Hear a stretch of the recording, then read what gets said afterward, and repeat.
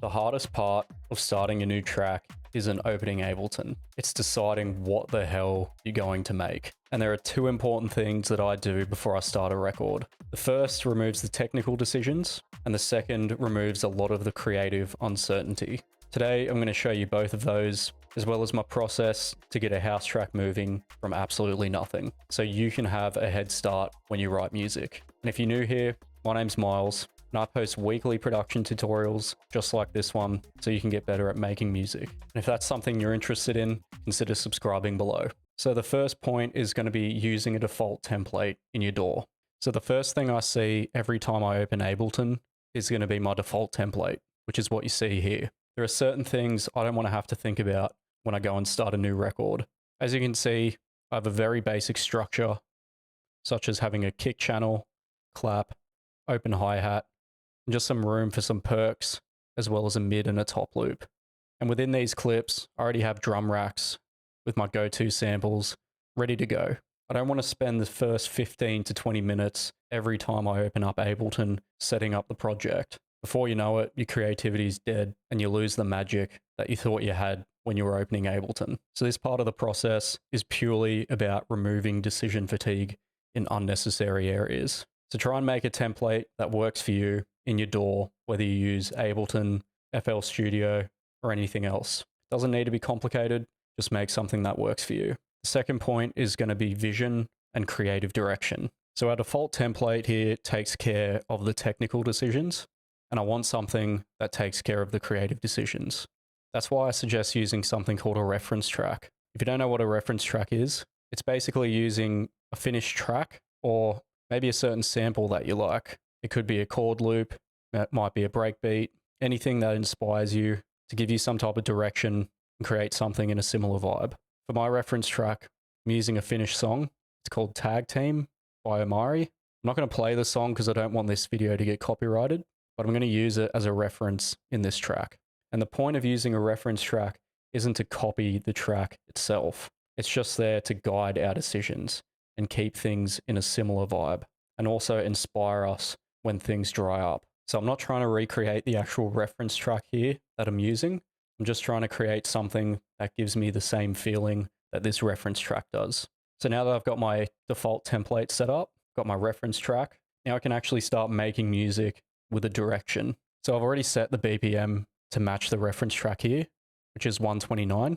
So I'm just going to listen to parts of the reference track and just try to match certain elements with what we can create here. So straight away, one of the key points on the intro of that song is a nice breakbeat. So we're going to try and do something a bit similar there. And we're just going to listen to see if we can find something we like.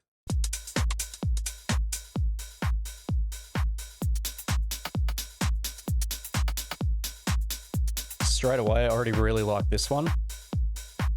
So we're going to use that.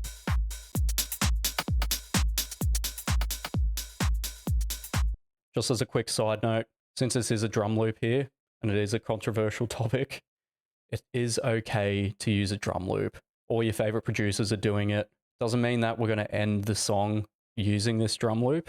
It's just to get the ideas flowing a lot quicker, so you don't have to spend hours programming drum loops. This is just so we can lay the groundwork as quickly as possible. All right, now I'm going to pick a better kick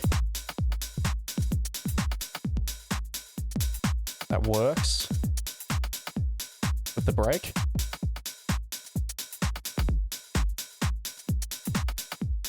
All right, we're going to pick that one. Moving on to the clap.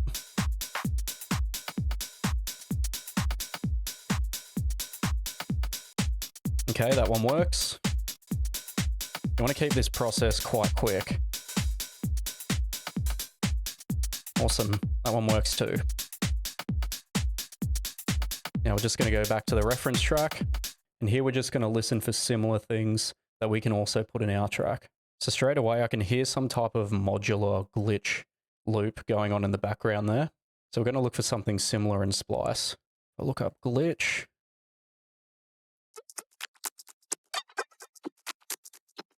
Straight away, that sounds awesome. So we're going to throw that here in here, turn the reference off, and play that. Nice. So we don't need to use the full loop. Just going to loop over the first 2 bars. It already sounds really good. Turn down this break a little bit. Just change the warping to beats so we can tighten the transients. Out there sounds good. Going to do the same with the breakbeat. Nice. And just to give this top loop a bit more flavor, might throw a phase mistress on there just to make it sound a little bit more metallic. Throw it on the top loop. Nice, that sounds really good. All right, we're gonna get some percussion in here. So we're gonna go with 35 here.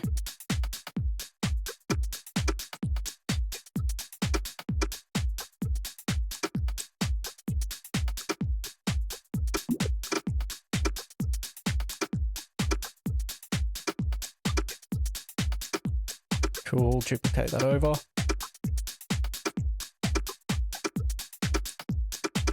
I'm going to add a little fill at the end here, just to give it some variation.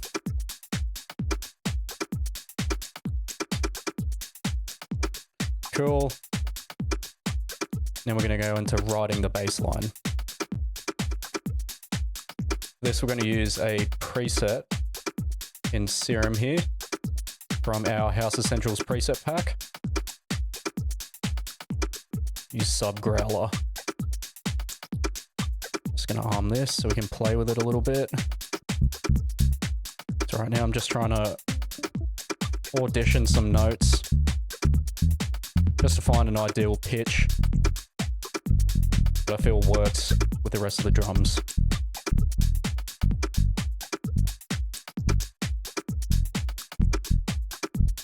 So it looks like F minor. It's going to be a good choice here.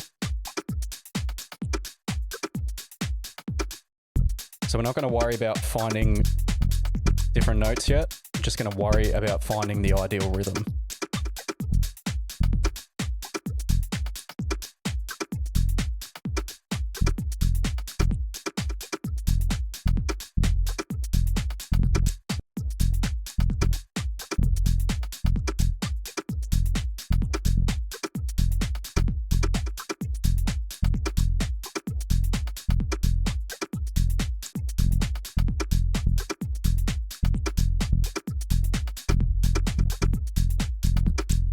Just going to duplicate that.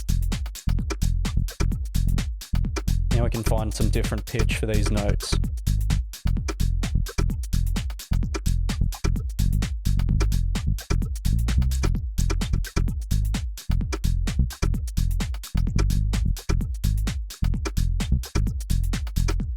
Just give it a bit of a variation at the end here.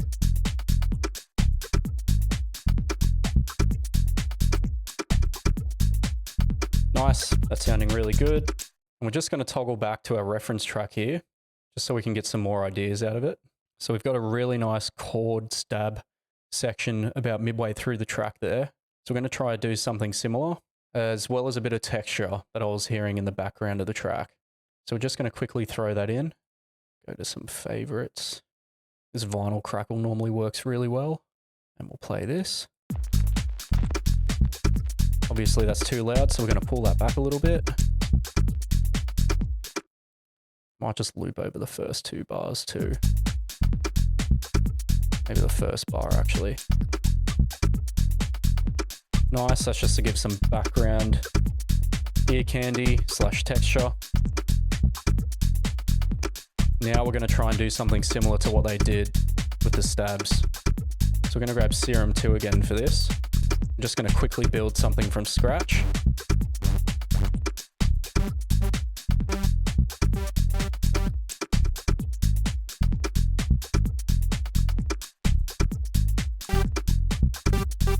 This one off with an octave.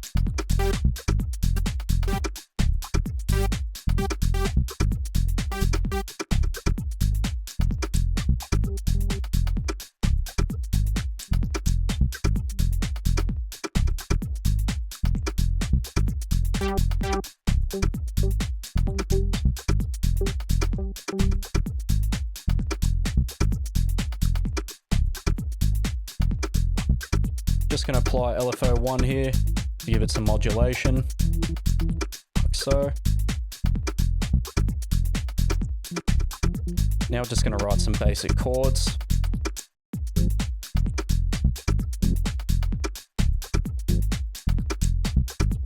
So it's a similar vibe to what we're going for.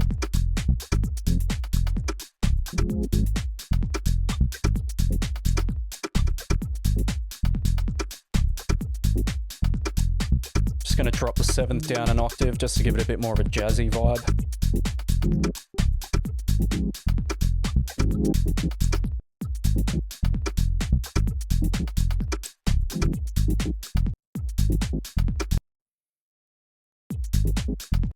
Slowly building the groove out now.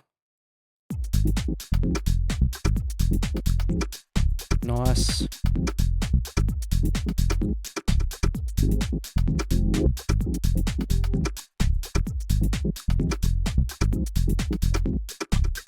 Cool. So we're slowly building this up now. I'll just go back into Serum. Just change this modulation a bit.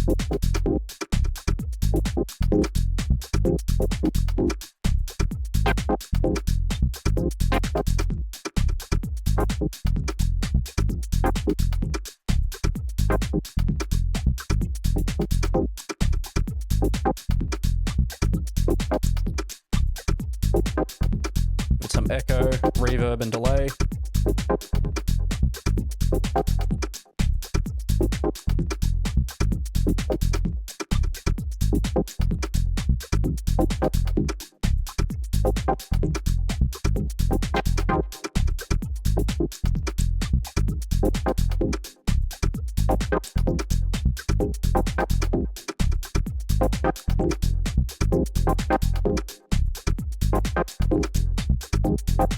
Just going to do some very basic processing here.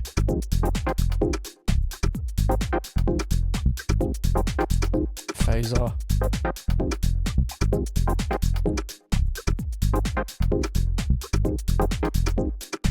Just a chorus as well.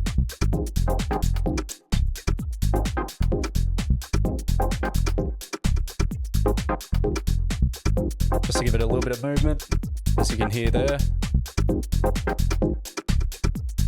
And we're going to go back to our reference track.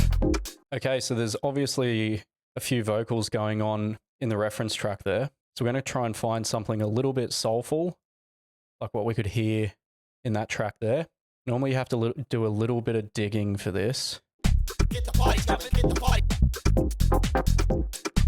On the strength, getting hype to a new sound. On the getting hot, can you feel the heat? Getting hot, can you feel the heat? So that one sounds really good, so we're going to roll with that. I'm just going to throw it into a simpler here, just so we can find a bit of a groove that we can play live.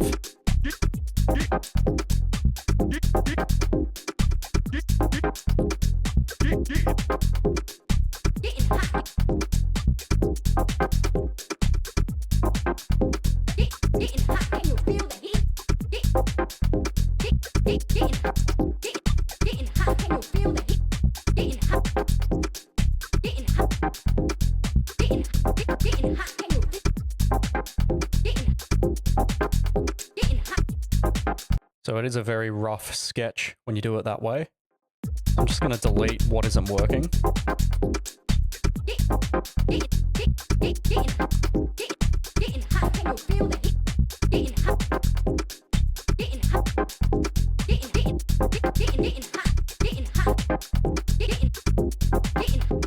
So the ones that land on the downbeat seem to be pretty good. Just going to let that play. It's also good to adjust the starting point of the sample here.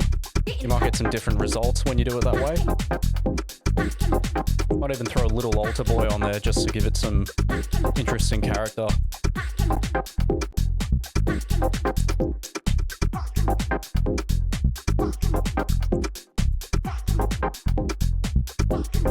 Nice, that sounds pretty good so far. Just remember that this part doesn't need to be perfect. It's just trying to get those ideas out as quickly as possible. All right, so I reckon we can add a bit of a pad and a string in the background just to fill it out a little bit more. So I'm just gonna go into here. This one will do.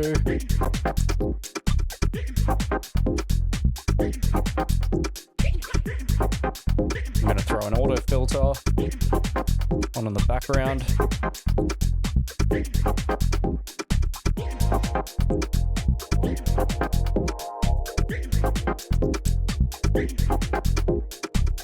I'm going to throw a kickstart on there.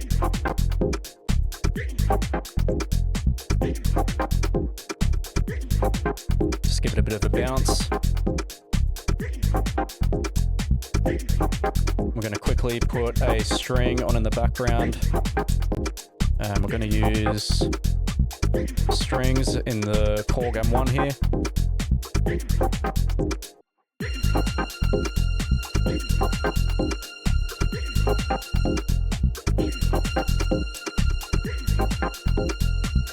Just have that lightly in the background, maybe about -30.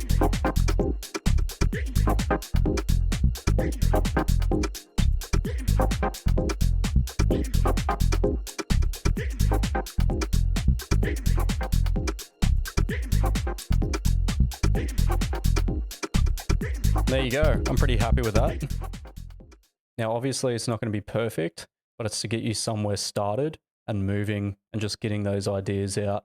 And most importantly, having fun with it. So using a reference track and a default template proves that you can get results just like this. So the next time you open Ableton and you feel completely stuck, don't just try to write the entire track by yourself. Start by removing decisions by using a default template. Get a reference so you've got some type of creative direction. If you're trying to capture a song that's more drum driven, then start with your drums. If you're trying to capture a song that's more melodic, then start with the melodic elements first. And then after that, just see where it takes you. I can guarantee you'll be surprised with the results if you do it this way. If this video helped you, consider dropping us a like and subscribing below. I put out new house music production tutorials every single week. And if you want to go deeper into this process and all other parts of electronic music production, I'll link our production membership in the description too. In this next video, I break down the #1 mixing technique that I feel most producers overlook. You should check it out. Thank you for watching, and I'll see you in the next video.